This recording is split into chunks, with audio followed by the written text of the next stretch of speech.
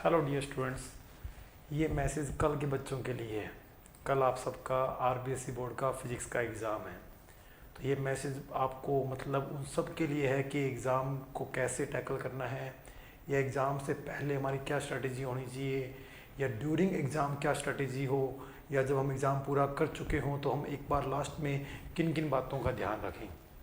तो सबसे पहली बड़ी बात ये है कि नर्वस होने की कोई ज़रूरत नहीं है, क्योंकि कल भी एक ऐसे एग्ज़ाम है जैसा आपने पूरे साल में फिजिक्स का एग्ज़ाम दिया होगा। हाँ, मानता हूँ फिजिक्स थोड़ी सी, एक कहते हैं ना कि थोड़ा सा एक अलग ही एक थोड़ा सा हुआ बना होता है बच्चों के माइंड में कि पता नहीं कैसा एग्ज़ाम होगा, या न्यूमेरिकल्स कैसे आएंगे, या कोई टॉपिक कैसे आएंगे। तो स्टूडेंट्स, आरबीएसई बोर्ड क्या बोलते हैं, वो जो टीचर एग्ज़ाम बनाएगा या वो जो पूरी टीम जो एग्ज़ाम बनाएगी, वो हर बच्चे को डिसाइड रख के एग्ज़ाम बनाया जाता है।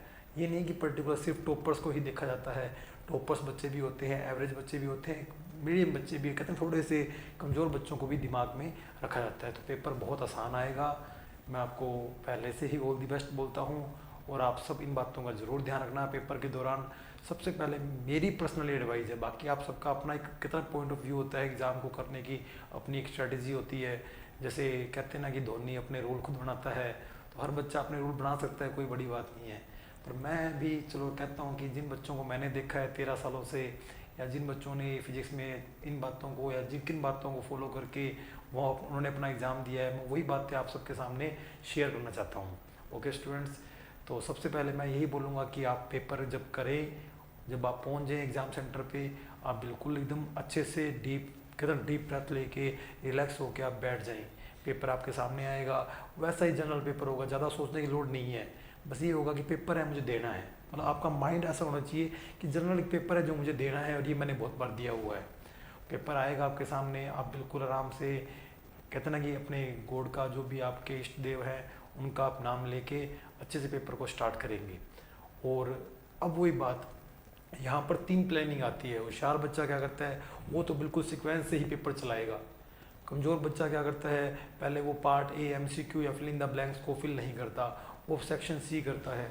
वो आप सबकी स्ट्रेटजी है कि आप किस स्ट्रेटजी से पेपर अटैम्प्ट करेंगे। अगर किसी को लगता है कि मैं पर्सनल एडवाइस दूंगा कि पूरा पेपर बिल्कुल ना पढ़े, जो भी आपने सेक्शन डिसाइड कर रखा है, और जो होशियार बच्चे हैं, जो टॉपर्स बच्चे हैं, वो पेपर को बिल्कुल एमसीक्यू से ही स्टार्ट करें, और जनरल आप पढ़ते रहें, जो आपको समझ आ रहा है आप करते रहें। फर्स्ट क्वेश्चन देखा हुआ तो ठीक है, ज़्यादा सोचना नहीं है, क्योंकि एक बार माइंड को बिल्कुल पजल नहीं करना। एक बार हम जनरली उस पेपर को करेंगे, और आपको पता है कि एमसीक्यू एक लाइन का ही होता है, तो एक क्वेश्चन मान लो नहीं आ रहा है, एक क्वेश्चन ज़्यादा टाइम ले रहा है, एक बार ड्रॉप कर दो ताकि हम इसको रिलैक्स माइंड से कर पाएंगे। एक बार आपके जो 18 एमसीक्यू आएंगे, आपके जितने भी हो रहे हैं, 15 हो रहे हैं, 14 हो रहे हैं, 18 हो रहे हैं, 17 हो रहे हैं, उसको आप कर लें। जो नहीं हो रहा उसको आप जगह छोड़ दें। ऐसे ही आप फिल इन द ब्लैंक्स करें। 10 में से आपके 6 हो रहे हैं, 7 हो रहे हैं, 9 हो रहे हैं, 10 हो रहे हैं, उसी ऑर्डर में करते रहें। यानी पेपर पूरा ना पढ़ें, जैसे जैसे क्वेश्चन पेपर में प्रिंट हुए हैं उसी ऑर्डर से आप करते रहें। ये मेरा पर्सनल एडवाइस है। क्योंकि कई बार क्या होता है कि एक आधा क्वेश्चन ऐसा होता है जो हमारे कम पढ़ा होता है, या जो हमारे एट ए टाइम उस दिमाग में कैच नहीं कर पाता, तो इसीलिए हमारा दिमाग वहाँ स्टक हो जाएगा। फिर हम पेपर में क्वेश्चन कोई और कर रहे होंगे, आधा माइंड उस क्वेश्चन के अंदर पहले से स्टक हो चुका होगा कि यार उस क्वेश्चन का मुझे आंसर नहीं आ रहा, मैं इधर उधर देखूँ क्या। तो सबसे पहले बड़ी बात है कि आप जब तक अपना पेपर पूरा ना हो, पहले आप अपना ही पेपर करें। अपने जो आसपास का जो माहौल है उसका आपके ऊपर कोई भी इफेक्ट नहीं पड़ना चाहिए। ओके स्टूडेंट्स, फिर जब आप पेपर कर रहे हैं, आप ये ध्यान रखें कि हमें ज़्यादा नहीं, जितना क्वेश्चन में पूछा है उतना ही रिप्लाई करना है। हाँ, अगर फॉर्मूला देना है तो फॉर्मूला दे सकते हैं। मान लो उसने डेफिनेशन पूछी है, वहाँ हम फॉर्मूला दे सकते हैं। उसने कोई लॉ पूछा है, हम उस लॉ का डायग्राम अगर बन रहा है छोटा सा तो बना दें। मतलब ज़्यादा टाइम वेस्ट नहीं करना। ये नहीं कि हमने एक नंबर के क्वेश्चन के लिए हम 3 एक पेज या 3 एक मिनट का उतना जो टाइम जो उसमें नहीं चाहिए वो इन्वेस्ट कर रहे हैं, ऐसा कुछ नहीं करना। ओवर थिंकिंग बिल्कुल नहीं करनी, और किसी भी पेपर के क्वेश्चन को ज़्यादा लेवल से नहीं सोचना, क्योंकि पेपर जो है वो एक मीडियम लेवल का है। कई बार हम ज़्यादा सोच के एक कोई ज़्यादा ही आंसर लगा लेते हैं, हम ज़्यादा दिमाग लगा लेते हैं। हम सोचते हैं कि यार इसने पेपर जनरल बेसिक लेवल से बना है, तो उसको आपको सोचना भी जनरल बेसिक लेवल से ही सोचना है। आप अपने पीक लेवल से उस क्वेश्चन को कभी ना सोचें, क्योंकि ये कोई नीट आईआईटी का एग्ज़ाम नहीं है जहाँ आपका आईक्यू या आपका माइंड टेस्ट किया जा रहा है। ये एक सिंपल बोर्ड एग्ज़ाम है। तो आप अपना आईक्यू जो है वो नीट लेवल के या फाउंडेशन लेवल का दिमाग ना लगा के एक बेसिक लेवल दिखाएं कि एग्जामिनर अपने से क्या चाहता है। आरबीएसई बोर्ड का पेपर है, कोई बहुत ज़्यादा डीपली क्वेश्चन नहीं आने वाला। सीबीएसई बोर्ड में फिर भी 2-4 क्वेश्चन ऐसे होते हैं जिनके अंदर प्रेजेंस ऑफ माइंड या बहुत सारे कंसेप्ट सोचने पड़ते हैं। तो स्टूडेंट्स ये जो वीडियो है वो आरबीएसई बोर्ड की है।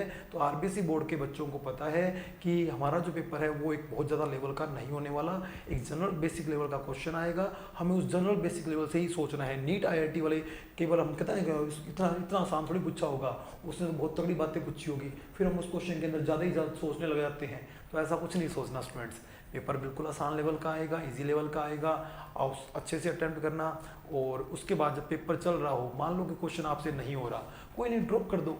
अगर आपको लगता है कि इतने आइडिया में हो जाएगा तो आप उतनी जगह छोड़ दो, वरना कोई बात नहीं, उसको आप लास्ट में भी अटैम्प्ट कर सकते हो। अगर आपको लगता है कि यार मुझे पता है कि ये 20 एक लाइन खाएगा या 15 लाइन लेने वाला है, तो आप 15 लाइन छोड़ के नेक्स्ट क्वेश्चन कर दो, ताकि आपको पता लग जाएगा कि यार इसके अंदर मुझे वो क्वेश्चन अटैम्प्ट करना है, ताकि आप लास्ट में जब चेक करेंगे तो आपको दिख जाएगा वो खाली स्पेस कि आपने वहाँ क्वेश्चन ड्रॉप किया हुआ है। तो उन बातों का आप जरूर ध्यान रखना स्टूडेंट्स। और जब आपका एग्ज़ाम पूरा हो जाए और न्यूमेरिकल्स के अंदर गिवन डाटा जरूर चेक कर लेना। हिंदी मीडियम इंग्लिश मीडियम के अंदर वैल्यू जरूर चेक करना, और वैल्यू आपको वही यूज़ करनी है जो हिंदी मीडियम की है। ये बच्चे ध्यान रखें, क्योंकि बाई चांस बहुत कम चांस है कि आपके जो डाटा है वो अलग आए या मिस प्रिंट आए। ऑलमोस्ट सबका पेपर सेम ही होगा। कोई बाई चांस ऐसा कहाँ एक आधा चांस, एक आधा % ऐसा होता है कि डाटा हिंदी मीडियम और इंग्लिश मीडियम में अलग प्रिंट हो जाता है। जब अलग प्रिंट हो जाता है स्टूडेंट्स, तो आपको हिंदी मीडियम का डाटा बोर्ड के अंदर यूज़ करना होता है। नीट आईआईटी में इंग्लिश मीडियम को प्रेफरेंस दी जाती है, जबकि कल का जो आपका बोर्ड एग्जाम है वो हिंदी मीडियम के अकॉर्डिंग आपका चेक होगा। तो जो इंग्लिश मीडियम के बच्चे हैं वो जरूर न्यूमेरिकल्स का डाटा हिंदी मीडियम के डाटा से चेक करके फिर ये पेपर करेंगे। पेपर पूरा होने के बाद आप अच्छे से चेक करेंगे कि मैंने उस क्वेश्चन को उस चैप्टर के उसी टॉपिक के हिसाब से लिखा है क्या। कई बार क्या होता है, हम मतलब पहचान नहीं पाते, तो ऐसे हमें लगता है कि हमने पेपर अटेम्प्ट कर लिया। कई बार क्वेश्चन के पार्ट्स होते हैं तो हम एक पार्ट भी मिस कर देते हैं। तो वो सारी चीज़ों का बारीकी से ध्यान रखें, नर्वस बिल्कुल नहीं होना, और आपको पेपर बहुत अच्छे से अटेम्प्ट करना है। डायग्राम के अंदर डायरेक्शन, अगर उसके नेम है तो नेम लेबलिंग वगैरह वो आप अच्छे से देंगे। और कोशिश करें कि आपके सारे डायग्राम पेंसिल से बने, चाहे वो छोटा सा भी डायग्राम आप कहीं भी यूज़ कर रहे हैं। और डेफिनेशन के अंदर आप अच्छे से डेफिनेशन भी लिखें, फॉर्मूला भी लिखें। अगर वेक्टर फॉर्मूला है तो वेक्टर फॉर्मूला भी जरूर लिखें। और यूनिट हर एक टॉपिक की आप जब भी कोई न्यूमेरिकल करें, वहाँ गिवन डाटा है तो भी उसके यूनिट लिखें। और कई बार क्या होता है, यूनिट से ही हमारे को पता लग जाता है कि ये डाटा हमें गिवन क्या है। केवल लैंग्वेज समझ नहीं आती, लेकिन यूनिट से पता लग जाता है कि यार ये वेबर है, यानी मैग्नेटिक फ्लक्स की वैल्यू है, ये टेस्ला है, ये बी है, ये क्या बोलते हैं, मान लो न्यूटन है तो ये फोर्स है, न्यूटन पर मीटर है तो इतनी से फोर्स नहीं है, फोर्स अपॉन लेंथ है। तो डाटा बड़ा इंपॉर्टेंट होता है एक न्यूमेरिकल के अंदर। तो यूनिट बड़ी काम की है। यूनिट आपको बता देती है कि ये किस फिजिकल क्वांटिटी के लिए यूज हुआ है, ताकि आप उन सबको जोड़ के एक फॉर्मूला अच्छे से सजेस्ट कर सकें। तो आपको कोई घबराने की लोड नहीं है। अच्छा पेपर होगा आप सबका। मैं आपसे यही उम्मीद करूँगा कि आप बिल्कुल बिना नर्वस के, बिना स्ट्रेस के एग्जाम दे के आएंगे। रिजल्ट का बिल्कुल ना सोचें, क्योंकि आपके जो भी मार्क्स आएंगे, मैं नहीं कहता कि मुझे 100 मार्क्स या 99 या 98, नहीं, मार्क्स का प्रेशर बिल्कुल नहीं होना चाहिए कि ठीक है आज का एक टाइम है कि 100 दिखाना के लिए बच्चे बड़े जोर लगाते हैं। तो इतना बिल्कुल नर्वस ना हो। जैसा आपने पूरे साल मेहनत की है, रिजल्ट आपका बहुत अच्छा आएगा। ये मार्क्स तो लोग कहते हैं ना कि एक सिर्फ मार्कशीट सिर्फ एक मार्क्स की एक लिस्ट होती है, इससे आपका करियर डिसाइड नहीं होता। तो आपका करियर आगे बहुत बड़ा करियर आपके आगे सामने पड़ा है। जैसे आप एग्ज़ाम दें, अपने करियर की तरफ फोकस करें। और आपको कोई भी टेंशन हो, कोई भी दिक्कत हो, तो आप ज़रूर हमारे इस प्रमोद गुराल अकेडमी से कांटेक्ट कर सकते हैं। पर्सनली मेरे से भी कर सकते हैं। Thank you students, all the best, thank you.